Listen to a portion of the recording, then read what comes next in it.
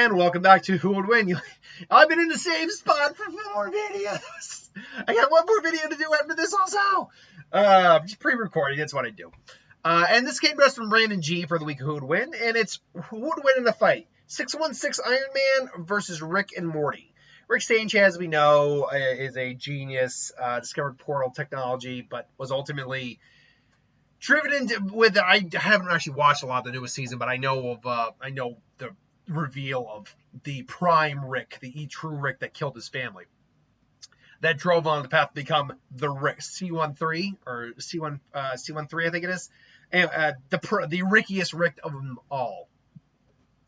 He is a super genius.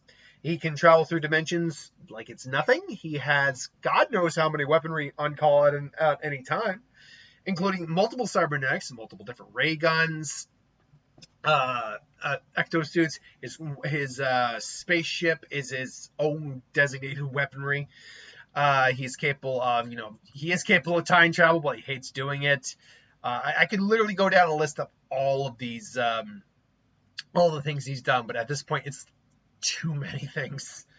Hell, he developed a broken leg serum. Well, actually, no, he didn't. He just went to a dimension that had it.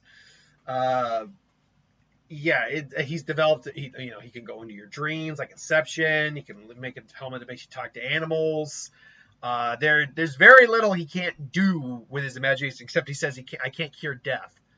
Hell, that's even kind of bullshit because when he died, he had a holographic version of him saying, "Oh yeah, could you just get a sample of me, and we're just gonna put me back online and clone me." I'm like, so yeah, you can kind of cure death.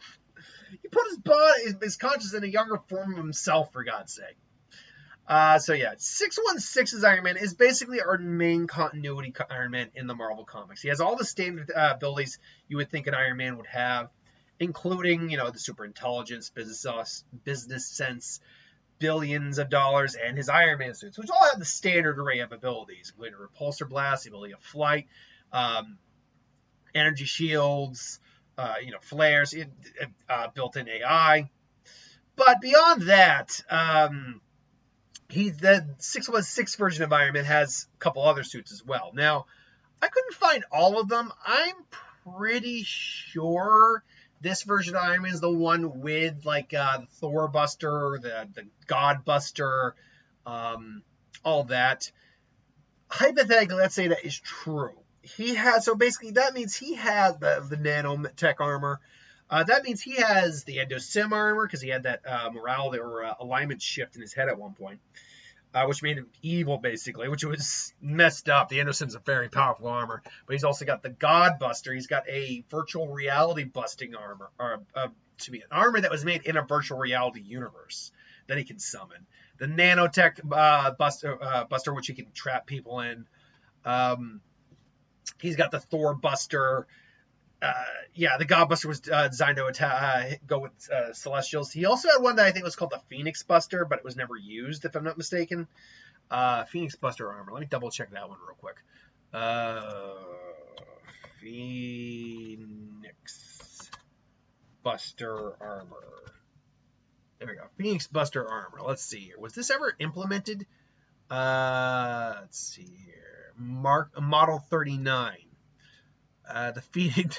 It looks literally like a Transformer.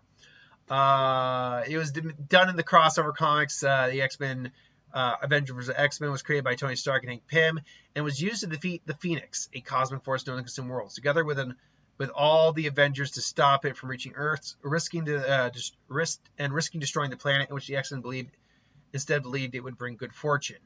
Was it actually used to defeat the Phoenix? Let's see here. The Phoenix Buster was created and was used to try and stop the Phoenix from destroying Earth. As far as I know, as far as I can say or figure out here, it's I don't think it was successful. Okay, that's just worded weird. Yeah, I don't think it was ever actually used. But hypothetically, he has those. Okay, the question just is, let's get it out of the way right now. Does Rick have the resources it means to beat Tony Stark, 616 Iron Man? And the short answer is sure, he has the means to do it, but Rick's also had his ass kicked more than a couple times.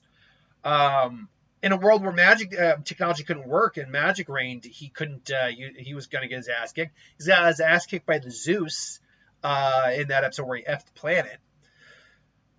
He even though he beat the version of himself in his microverse, he still got kind of his teeth kicked in. There's a lot of characters who have beaten Rick straight out in a fight.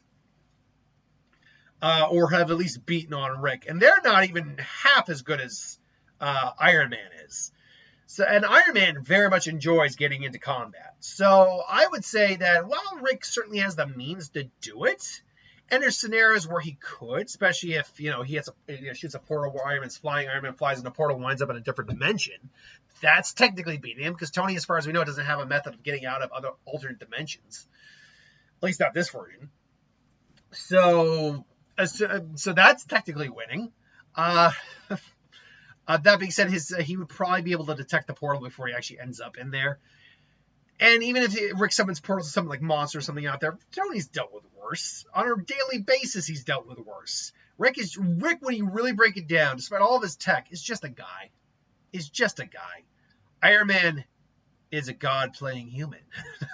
All this time I haven't been playing God.